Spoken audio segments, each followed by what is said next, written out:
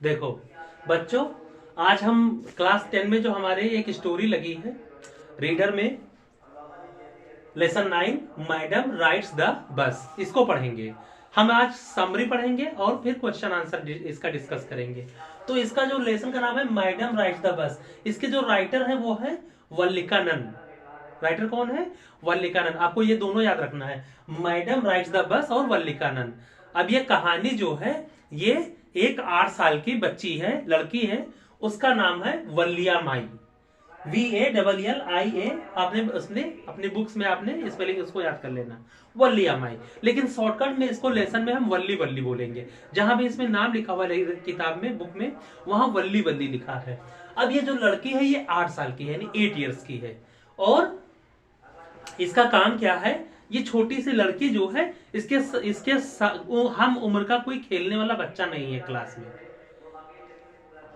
तो जो बच्चा नहीं है तो ये क्या करती है, जब कोई खेलने वाला नहीं तो ये जाके गेट पे खड़ी होती है। और गेट पे खड़ी होती है तो ये बस को निकलते हुए देखती है। तो बस में जब यात्रियों को ये देखती है तो इससे बहुत आनंद आता है कि ये कौन आदमी है, कहां से आए हैं। और फिर जब बस दोबारा आती है तो फिर नए आदमी हो जाते हैं। तो इसकी ये बहुत खुश हो जाती है। इसके लिए एक गेम हो जाता है उन बस में यात्रियों को देखना। और फिर ये रोज जब देखती है तो धीरे धीरे इसके दिमाग में एक आइडिया आता है कि मैं भी बस में जाऊंगी। और फिर क्या होता है, तो जब उसके दिमाग में आइडिया आता है कि मैं भी बस में जाऊंगी, फिर ये आइडिया धीरे धीरे बहुत ज्यादा मजबूत हो जाता है और वो एक इच्छा बन जाती है, डिजायर। और कैसे डिजायर? ओवरवेलमिंग डिजायर, मतलब जिसपे वो कंट्रोल ना कर पाए। अब वो कंट्रोल नहीं, मुझे अब जाना ही है, वो ठान लेती है। फिर इसके बाद क्या करती है, अब वो जब ठान लेती है कि जाना है तो ये प्लान करती है कि मैं कैसे जाऊं। भाई ये चुपके से जाना चाहती है, मम्मी पापा इसके नहीं ले जाएंगे, क्योंकि उसके मम्मी पापा जो है इसकी परमिशन नहीं देंगे कि अकेले चली जाए। तो ये प्लान करती, कोई भी हो, तो 8 साल की बच्ची है ना, तो 8 साल की बच्ची प्लान करती कि मैं कैसे जाऊंगी।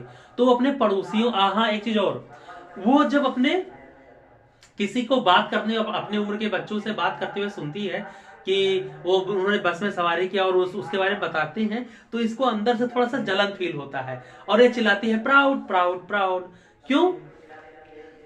इसे प्राउड का मतलब नहीं पता है। क्या चिल्लाती है? प्राउड, केवल चिल्लाती है प्राउड प्राउड प्राउड।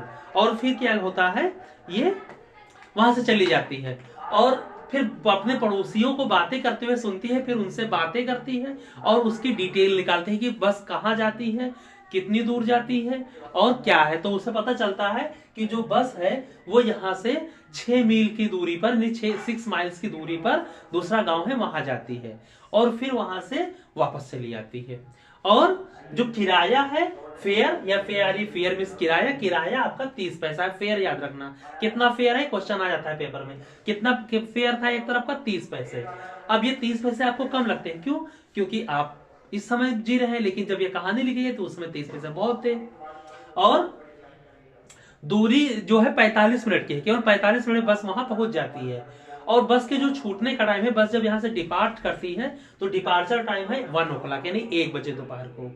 और वापस वहां पहुंचती है 45 मिनट, 1:45 पे पहुंचती है, 15 मिनट वहां रेस्ट करती है, 2 बजे फिर चल देती है और 2:45 पर आ जाती है। अब जब ये कैलकुलेशन वो बार बार इसको कैलकुलेट करती है और प्लान करती है, बार बार प्लान करती है और इस टाइम को कैलकुलेट करती है, सब जोड़ जाड़ के उसके दिमाग में आ जाता है कि बस कितने देर हमको बाहर रहना है, टोटल टाइम कितना आ रहा है, 1 घंटे 45 मिनट, 1 hour 45 minutes। यानी उसको 1 घंटे 45 मिनट को समय को एडजस्ट करना है ताकि उसके घर वाले न जान पाए। ठीक है, ये पहले एक्ट खत्म हो गया। अब हम दूसरा एक्ट पढ़ते हैं।